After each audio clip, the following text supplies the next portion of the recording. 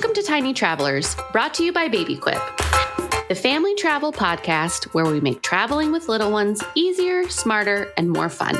I'm Sarah, a travel-loving mom who knows the joys and chaos of exploring with little ones. Each week, we dive into parent-tested strategies, travel hacks, and honest advice on what really works with kids. So buckle up, grab your travel planner, and let's make your next family adventure unforgettable. Pack light, travel happy. Welcome back to Tiny Travelers, brought to you by BabyQuip, the podcast where we talk about traveling with kids and also traveling through life with kids. I'm Sarah Huff, gear expert at BabyQuip and host of Tiny Travelers. Around here, we talk about family travel, building a life that works for you, and all the real-life logistics that come with raising kids. Today's guest is someone I am so excited to talk to because her story is such a powerful example of what it can look like to completely pivot your life after becoming a mom. Brittany Campana is a soon-to-be mom of 6, which honestly deserves a moment of respect right there. She's also a former labor and delivery nurse of 10 years who made the decision to leave her dream job to build her own business in the baby gear rental space, creating more flexibility, freedom, and a life that works for her family.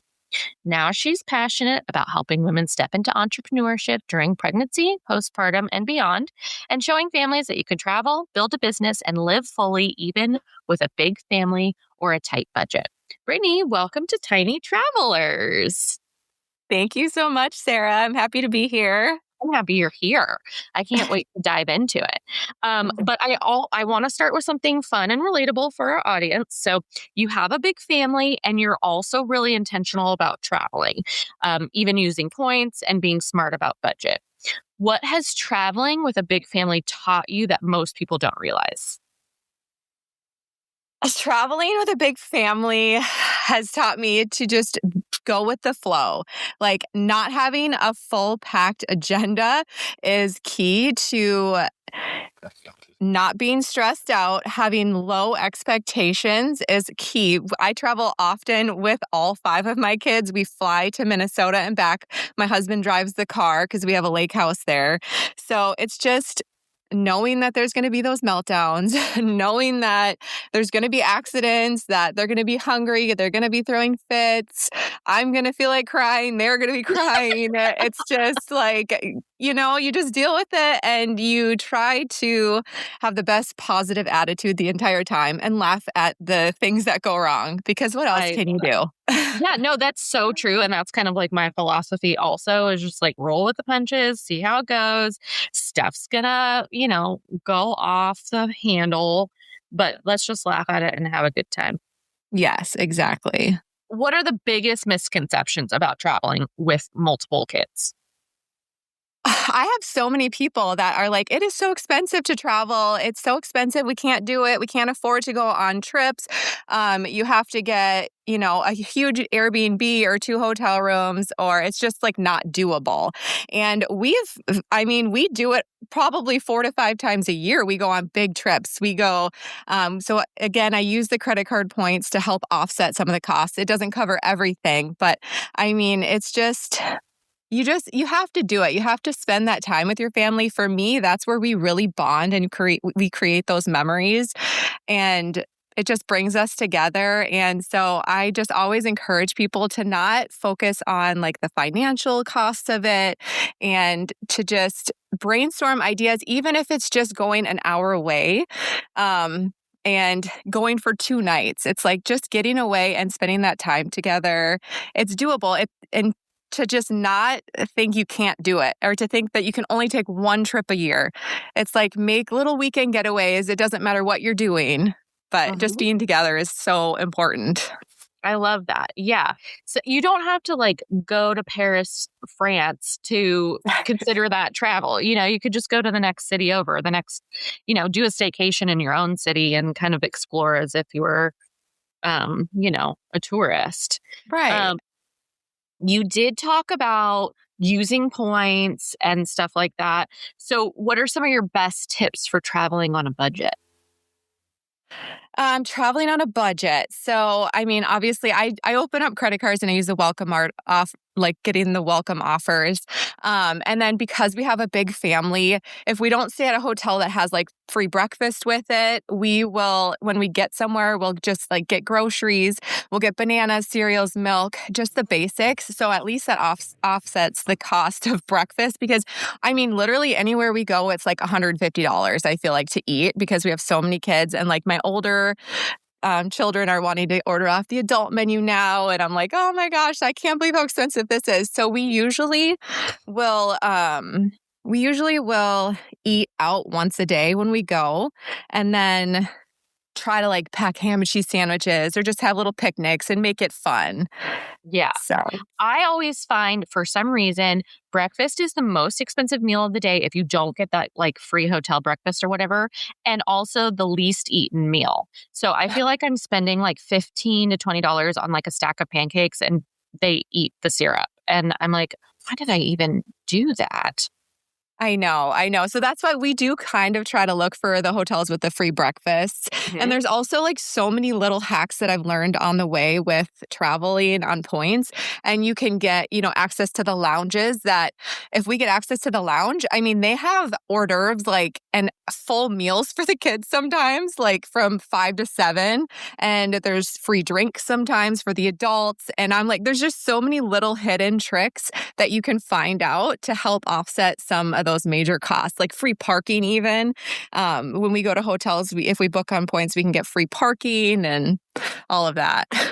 Do you find that if you just like ask, for perks or, free parking or whatever the case is, that sometimes you just get it, you just don't know unless you ask? I think you always should ask. I always tell my husband, I'm like, let me do the check-in because I'm just going to ask if there's any available upgrades. I'm like, do you have a lounge access? Can we get in there?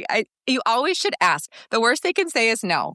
Right. So, exactly. And we have gotten some great upgrades from that. Like they're like, oh yeah, let me upgrade you to the suite with 2 bunk beds because they know we have kids. They don't charge us more, but it just all depends on the availability and your willingness to ask and like put yourself out there. Totally. I am the asker in the family too. My husband's like, I'm not going to ask that. And I'm like, okay, well, I will for sure. And if they say no to me, I don't care. Whatever. Right.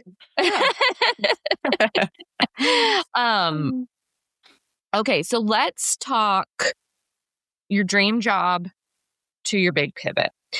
You spent 10 years as a labor and delivery nurse, which is so important and meaningful. So what did you love about being a labor and delivery nurse? Oh my gosh. I always, ever since I was in high school, knew I got to witness my sister. She was born when I was 18. So I got to be in the room with my mom when she had her. She actually had a C-section. And I just remember looking around and being like, this is so cool. This is what I want to do. I knew I wanted to be a nurse, but that's kind of when I realized I wanted to be a labor and delivery nurse. I love helping women. That's one of my favorite things. I've just always been a girl's girl. And so being a labor and delivery nurse, it's just so fulfilling to be there in those moments and helping moms like realize how strong they are and what they are capable of doing. Doesn't matter how they deliver their baby, what they decide to do along the way. It's just so amazing to witness that. And I mean, I seriously think I cried every single delivery for the first year. I'm just like, it's so beautiful. That is so sweet. I definitely couldn't do it because I would cry all the time, every time I was on shift. What started to shift for you as you got towards the end of your time as a labor and delivery nurse, where you were like considering leaving or making a change? Yeah. So I had my first daughter actually right before I graduated nursing school. So I always had to work as a nurse and be a mom. So I realized pretty quickly that the 12-hour shifts were so hard because I would leave when, I'd wake up. Sometimes she'd still be sleeping and then I'd get home and she'd be in bed. And I'm like, I cannot live like this forever. I already knew that like from the get-go, but you have to do what you have to do. I went to school. I worked my butt off to get there, to get my bachelor's degree in nursing. And I'm like, I'm going to do this. It'll be fine. She'll grow up. but then I kept having babies. It's like every 2 years, I kept having babies. And that first year, especially, is just so hard, that separation anxiety. So I was just realizing after so many years, I was like, and I would go from full-time to part-time to night shift to day shift to weekend shift. And that's the beauty of nursing, is that you can do so many different things. Yeah. And then we decided to make the move to Florida because we were in Minnesota. And that's where I was born and raised.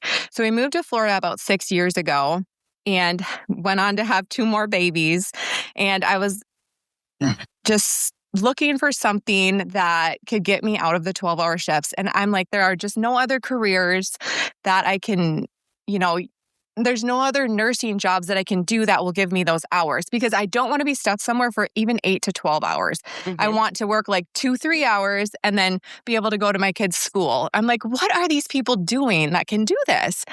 And so I was like, okay, well, I want to find something that can give me just $500 extra a month. And so I applied to BabyQuip and literally was not expecting anything of it. Well, and I think I was waitlisted for a while, and I'm like, okay, well, we'll see how it goes. And then I had the opportunity, and I was like, okay, let's try it. And I think my first order that I had, I was on a shift at work, and I was like, oh my gosh, I have to work the next day. My husband's going to have to do this for me. I'm like, you're going to have to go to the store and buy a car seat and go deliver it and whatever. But it's funny looking back. I thought you started this business, Brittany. I know. But looking back, I had no idea the potential that it was going to give me, and then it was going to let me really change career paths. I always thought I was going to be a nurse. I never thought I could be, I knew I could be other things, but I never knew, or I never had a chance to really think of what other options were out there. Mm-hmm. And I didn't think I could be an entrepreneur for sure. I'm like, I went to nursing school. They don't really teach you anything about business there. That's true. That is so true.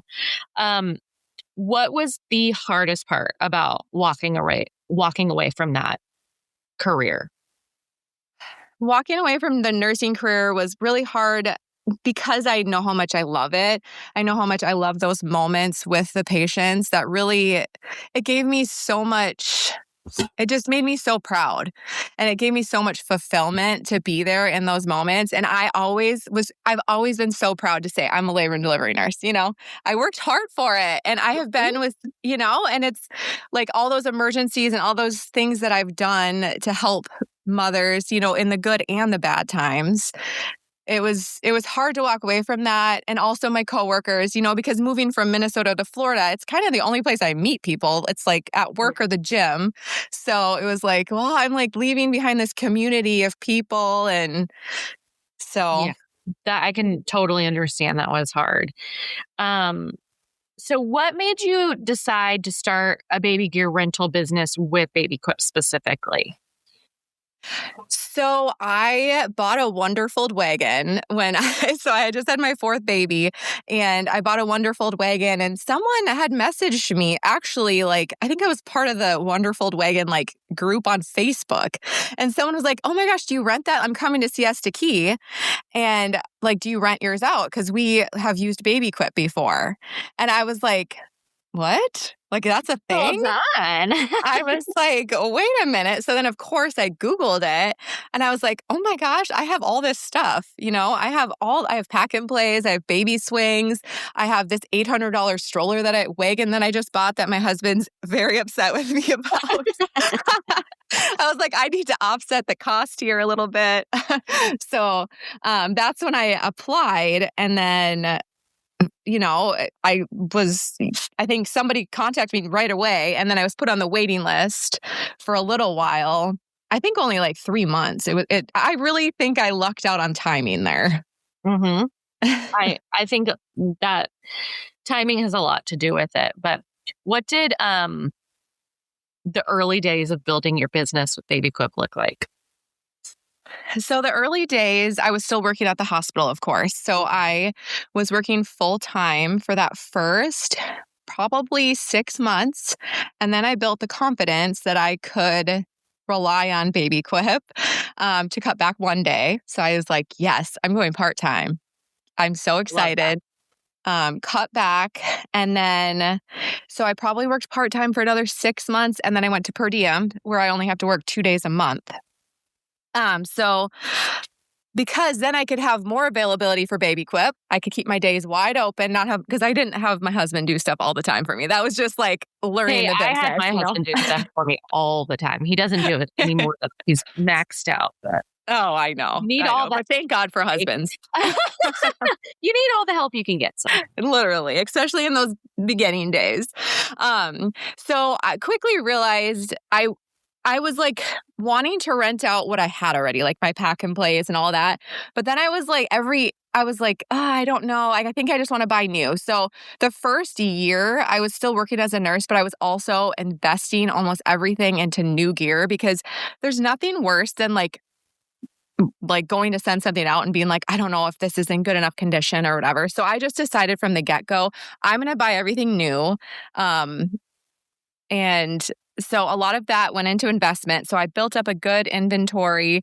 And then that second year I was working per diem and just building my inventory. I kept everything open and was just trying to see like what this could become, I guess. Yeah. So I was researching other providers on like in other beach towns, like in California and on the other coast, just to see like what they had and what moms really wanted. And I wanted to really, because for me, when I travel, especially when I was younger, I didn't want to spend a lot of money.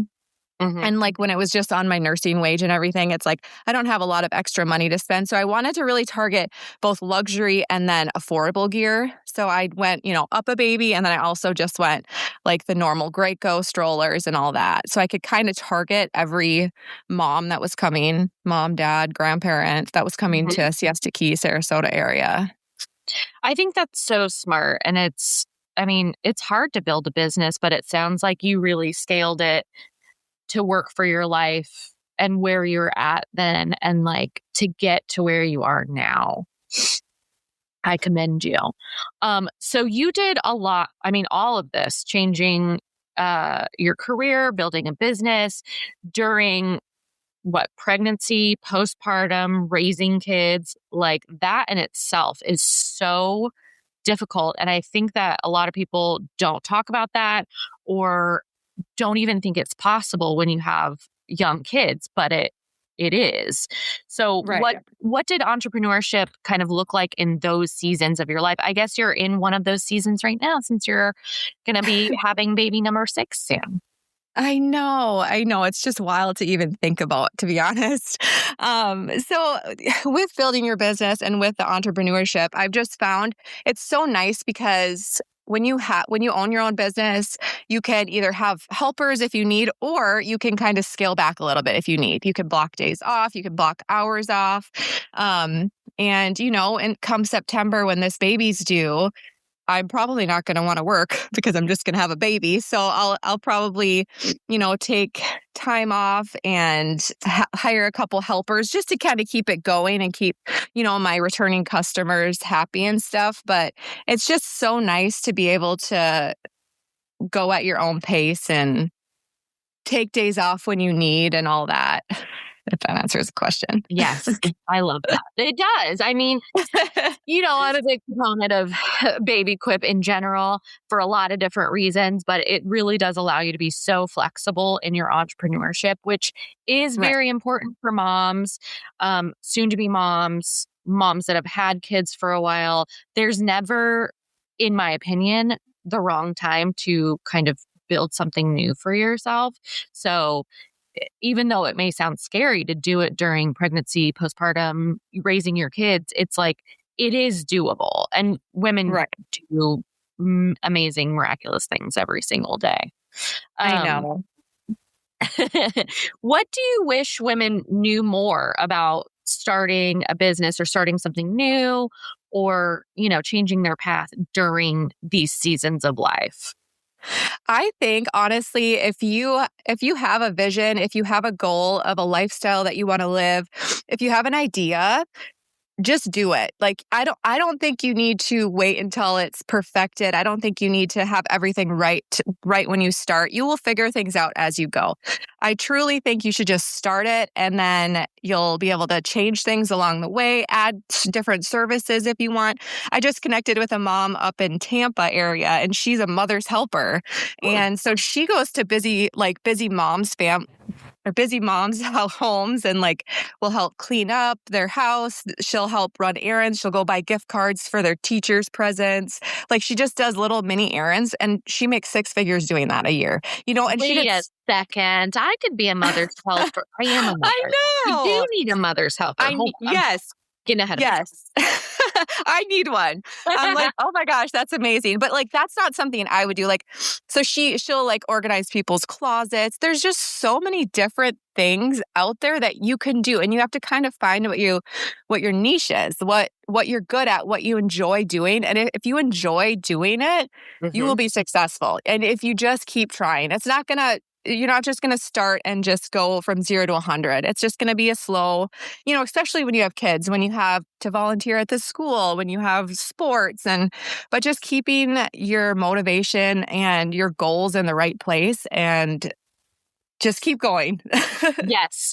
I have found, though, that it's very important to really like what you do, because there will be days when you don't like what you do. And so as long as you have the foundation of liking what you do. Right. And it's like, that's the thing. It's like, it's not like I love to sit here and clean strollers and all this stuff, but I do love to interact with the customers and the guests that are coming to the homes. And I love to see the families. And I love that they're so happy when they're on vacation. And I love that they're like, thank you so much for all these toys. It helped so much. And it just gives me like joy. Oh, I love that. But I can tell that you're the type of person that gets joy from other people's happiness as well. So yes, that's amazing. So kind of switching lanes, but still in the same, still on the same freeway. There's so much pressure for moms to do not only just everything, but everything perfectly. Career, parenting, stuff at home, all that. Has your definition of success or perfection kind of changed over time?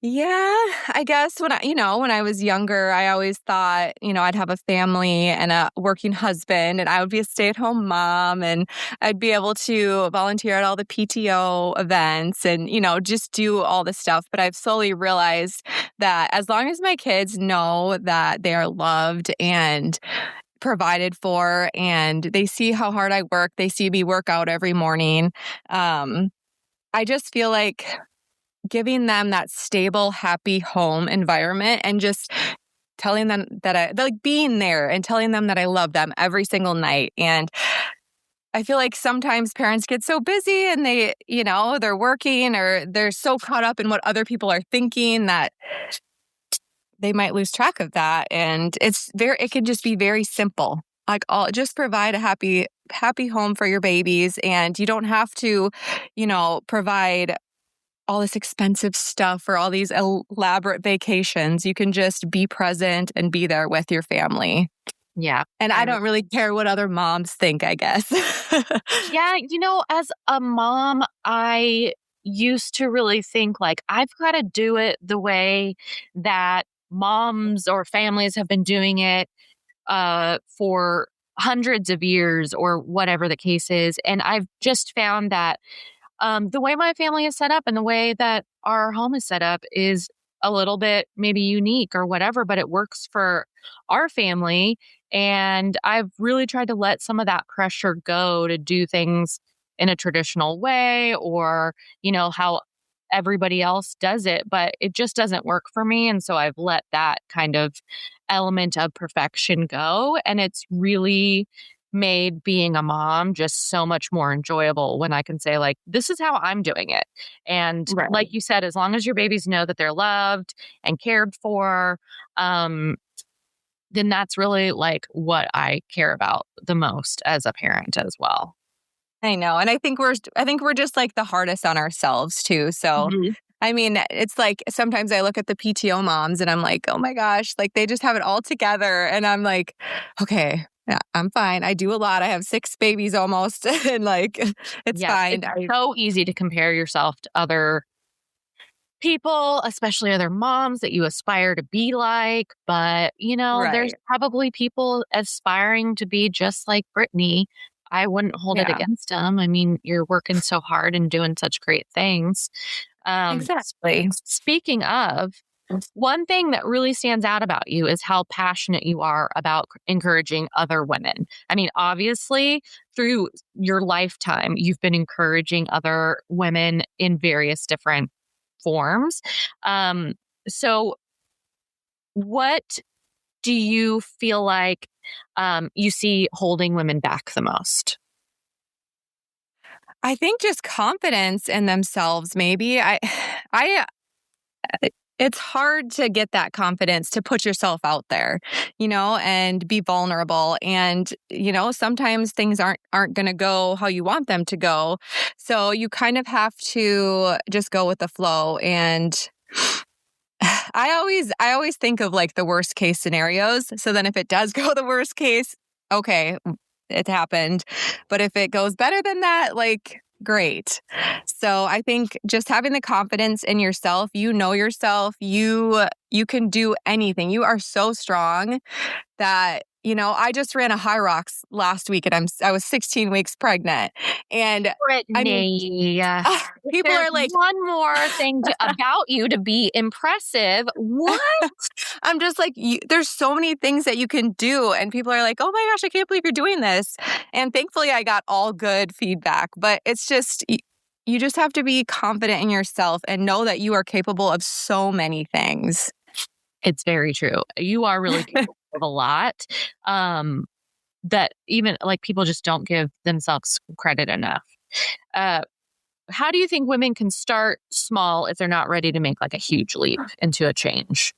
Yeah, I think, writing it down on paper, look at your end goal, but also look at your short goal too. Like Mm. what do you want next week to look like? What do you want next month to look like? What do you need to do to get to those changes? I know not everyone can just quit their job right away. So, if you're not liking your job that you're in or your career that you're in or your lifestyle, whatever's going on, try to think of what you could do to start slowly. What is something you could do to add to your Saturdays that could, slowly start a business? Talk to people about it. Talk to all of your friends. Talk to people and say, "This is what I'm thinking. What do you think about that?" And just get started. Write everything that you think of down and just go for it. And it doesn't have to be like with the baby gear business, I didn't start with 150 different items. I started with 20 and I slowly, like every week, would build up a little bit. And just like you can do, figure out what you enjoy, what your niche is, and slowly build off of that. Mm-hmm. I love Yeah. that. Okay, so before we wrap up, I really kind of want to know because life with almost 6 kids sounds hectic. What is Yes. having a big family taught you about life and priorities? Oh my gosh. I was an only child, to be honest, growing up my whole No, you life. were not. Yes, my grandma Oh, actually no. raised me my whole life until I was 18 and moved out. So I am like shocked at how much fighting happens between siblings. And I'm like, oh my gosh, is this normal? It's just I love the family dynamic. My kids just all love each other and they fight a lot, but it's so fun to watch our little Campana crew. They're just, a little tribe and they all help each other. Teaching these little babies to just grow up to be happy and chase their dreams. And they're already watching me change my career. And they knew how much I loved being a nurse, but they're watching me spread my wings and they see like I have this huge office storefront that I have now. And they're like, I was so proud of that. And to show them that this is what can happen if you just go for it. I love that. And I think it's truly, no matter how many kids you have, it's so important for your kids to see mom being happy, successful, pouring into herself, doing the things that she loves, and not necessarily like only being a mom, because that's just one part of your life. It's not the whole thing. Right. And I love being a mom so much. I love being able to tuck my kids in every night. And I just try to prioritize, like 20 minutes with each kid a day. I'll sit down and do spelling words, read a book, rub their backs, So I think just really giving them, each of them, their individual time with me, letting them ask questions. I love being in the car with them and listening to how their days went. And I'm just really I saw a reel the other day on Instagram, and it was like a mom driving by herself, but then she was remembering when her kids were in the back laughing and, talking about their day and everything. And I'm like, oh, that's going to be me soon. Not really, because I'm having another baby now. But 20 years from now, I already know I'm going to miss it. And I think a lot of moms probably feel that way. So just reminding yourself to be present with your kids and enjoy those little moments and their little sweet voices and all that. Oh, their little voices. Yeah. Brittany, this has been such an inspiring conversation. I love a girl's girl. So I love that you're inspiring women of all seasons of life. And I love hearing stories about successful women and going after it, because I think that's so important. But before we wrap up, where can our listeners find you and connect with you? I am on Instagram at Britt L. Campana, so BRITTL Campana, and they can follow me, connect on there. We are always at the beach, traveling. I love to share about my baby quip on TikTok. I have, it's so funny. I posted not too long ago on TikTok, and I think so many moms saw it and they're like, that is such a good idea. So I try to encourage people that way to follow their dreams, and they don't have to just stay in their career. And so you can find me on TikTok at Britt L. Campana as well. Okay, awesome. And we'll put all of that in the show notes so that you can find Brittany wherever she posts her newest information. Thank you so much for joining us today. And if you loved this episode, make sure to subscribe to Tiny Travelers and share it with a friend who might need a little encouragement to take that next step in her own life. Until next time, safe travels wherever life with kids takes you. Thank you. Thanks for tuning in to another episode of Tiny Travelers. I hope today's episode gave you the inspiration and practical tips to make your next family adventure easier, stress-free, and more fun. If you loved today's episode, head over to the show notes for promo codes and exclusive resources to help you plan unforgettable trips with your little ones. And don't forget to subscribe so you never miss an episode. Happy travels, and I'll see you next time.